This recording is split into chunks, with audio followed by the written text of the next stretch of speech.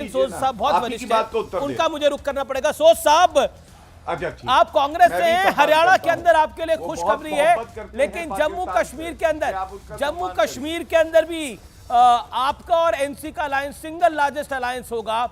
BJP हल्की पीछे दिखाई दे रही है, लेकिन पीडीपी आपके साथ आने को तैयार है। एग्जिट पोल के आंकड़े देखकर क्या कहना चाहते हैं आप सोज साहब?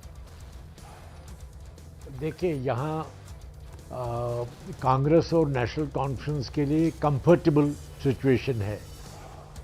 मैं ज़्यादा एग्जिट पोल पर बात नहीं करूँगा।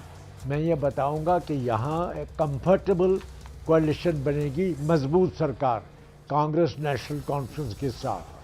और चूँकि अगर पीडीपी की ज़रूरत नहीं भी पड़ेगी आंकड़ा बनाने के लिए, लेकिन वो एक सेकुलर फोर्स है, मेरा तो ये मशवरा होगा कि कांग्रेस, नेशनल कॉन्फ्रेंस और पीडीपी एक साथ हुकूमत बनाएं। जी, इट कैन बी, मतलब सवाल ये है कि नेशनल कॉन्फ्रेंस के ज़्यादा लोग होंगे तो चीफ मिनिस्ट्री पर कोई झगड़ा नहीं होगा। तो यहाँ जम्मू कश्मीर में बहुत कंफर्टेबल सिचुएशन है।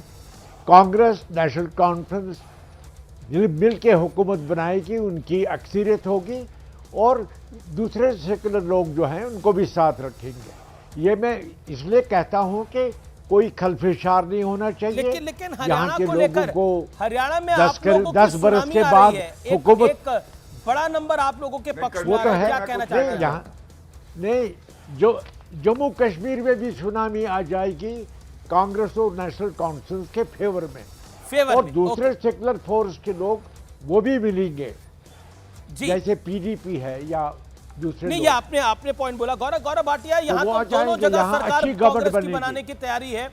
पीडीपी ने भी कह दिया है कि हमें नेशनल कॉन्फ्रेंस और कांग्रेस के साथ जाने में कोई गुरेज नहीं है। कांग्रेस के वरिष्ठतम नेताओं में से एक सैफुद्दीन सोज है, उन्होंने अभी हमारे मंच पर ही कह दिया है कि पीडीपी अगर सेकुलर पार्टी है वो साथ आती है तो कोई हमें हर्ज नहीं है। तो क्या आपको लगता है कि कांग्रेस के दोनों हाथों में लड्डू हैं आज? हाँ, वो तो है। हरियाणा कांग्रेस के हाथ कहां बचे हैं लड्डू? गौरव भाटिया जी बोल रहे हैं, बीजेपी के प्रवक्ता हैं। वो पंजा, हाँ, अच्छा, ठीक।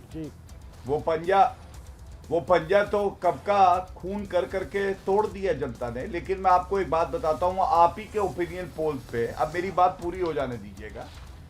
ये छत्तीसगढ़ का आपका एग्जिट पोल है, अमीर जी मेरे हाथ में है। आपको मालूम है ये क्या कह रहा है? ये कह रहा है कांग्रेस की सरकार बन रही है, मजबूती से बन रही है। क्या हुआ छत्तीसगढ़ में? सरकार बनी भाजपा की। इसलिए एग्जिट पोल गलत भी होते हैं।